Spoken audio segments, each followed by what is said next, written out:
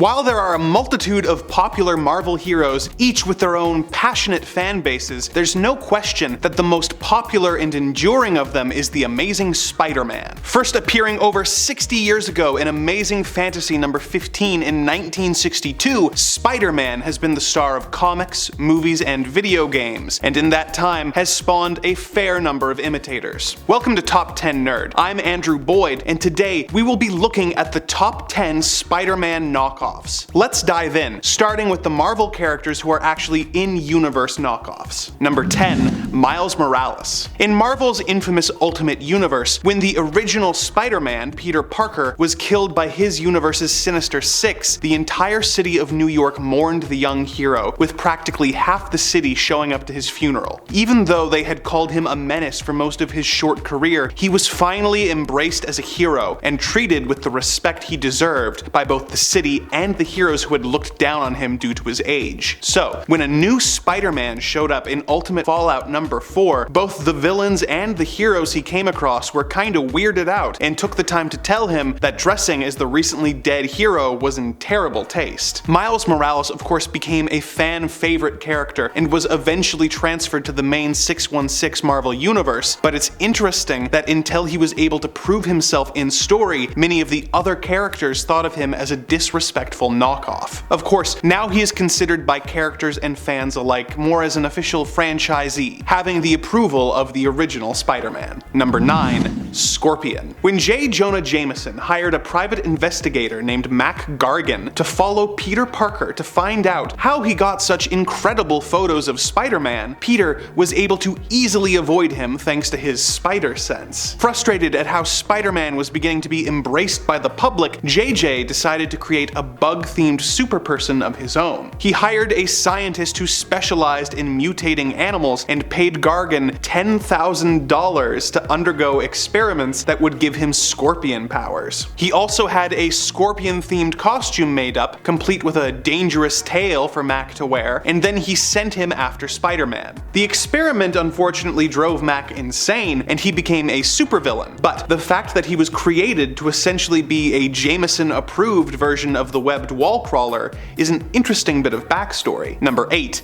Deadpool. Deadpool is actually more of a Deathstroke ripoff than he is a Spider-Man one. Deathstroke is a super deadly assassin named Slade Wilson who uses a combination of firearms and swords to defeat his enemies, and Deadpool is a super deadly assassin named Wade Wilson who uses a combination of firearms and swords to defeat his enemies. Sure, Deadpool is quippy in a way that's not dissimilar to the webbed wall crawler, but the aspect we're focusing on is his look. Deadpool wears a distinctive red bodysuit with white eyes and honestly doesn't look that much like Spider-Man. However, it is enough of a passing resemblance that it has become a running gag in the comics for characters to mistake Deadpool for Spidey. This is usually done to be a blow to Deadpool's confidence and sense of identity, and even more often as a joke where Deadpool does something absolutely horrible, inadvertently getting the crime pinned on Spider-Man, further damaging his notoriously constantly tarnished reputation. Okay, that's the last of the characters who ever cross paths with Spider-Man. Let's move on to the characters that borrow from the character a bit more liberally, with most of them copying either his look, his powers, his bug theme, or the revolutionary teenage Superman aspect that Spider-Man started. Number 7. Sailor Moon. Before Spider-Man, the common thought process among writers was that teenagers could not be superheroes, only sidekicks. That's part of what made Spider-Man so revolutionary, as in the early comics,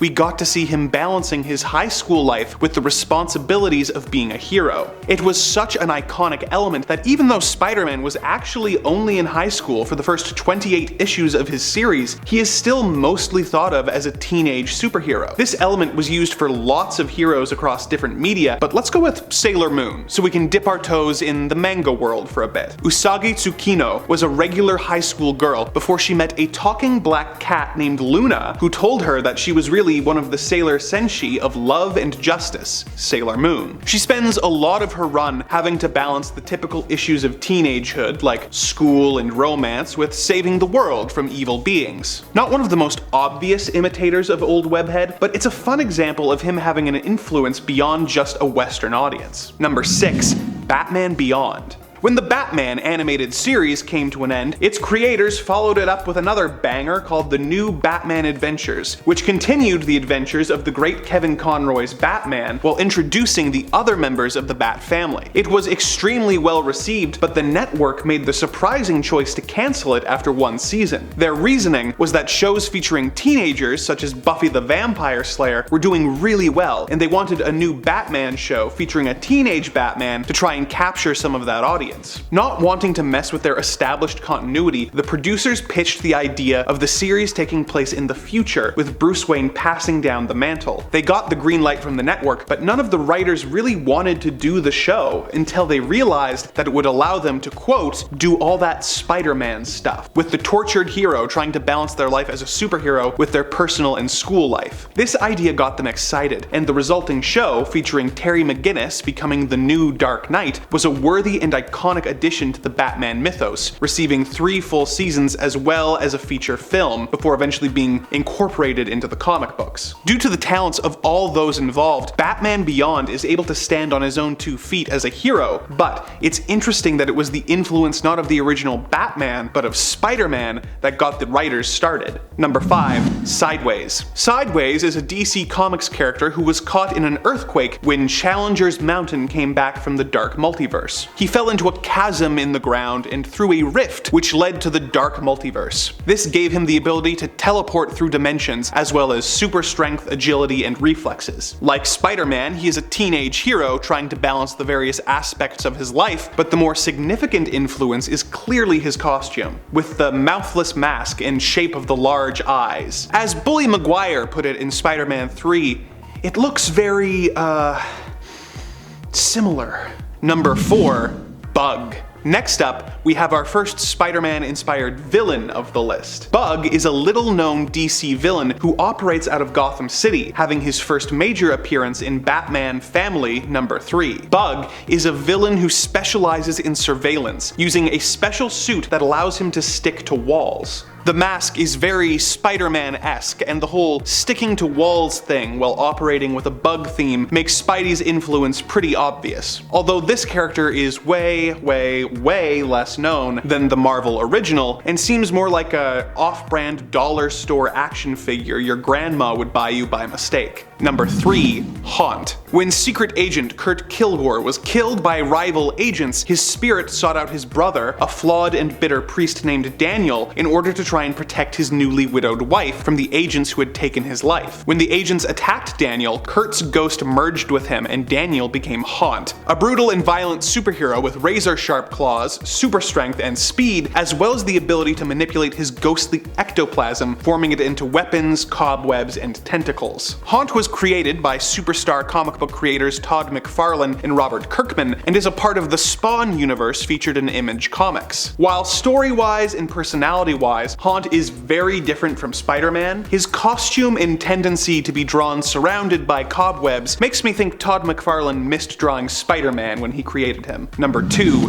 Dragonfly. Transitioning away from characters who are influenced by or simply copies of Spidey, let's talk about one that's straight up parody. During that weird period in the 2000s when we were constantly getting spoof films like Scary Movie, Epic Movie, and Meet the Spartans, one of the better entries in the series was Superhero Movie. It made fun of superhero movies from the early 2000s like the X-Men trilogy, Fantastic Four, and Batman Begins, but its main source of inspiration was clearly the Sam Raimi Spider-Man movies, with its lead character, Rick, being bitten by a genetically enhanced super dragonfly and becoming a bug-themed superhero. The movie is borrowing heavily from the visual style of the Raimi films and lifts several moments almost directly from the first Spider-Man movie with a comedic twist, such as Rick getting a job taking photos of the dragonfly, having his identity discovered at a Thanksgiving dinner by the villain, and tragically losing his uncle, who is played by Leslie Nielsen of Naked Gun and Airplane fame. Like most of the parody films of the era, it wasn't well received when it came out, and a lot of the jokes haven't aged well, but the film is definitely at its best when it's riffing on the classic elements of the Spider-Man story rather than making pop culture references that have aged like a fine milk. Number 1. Black Spider.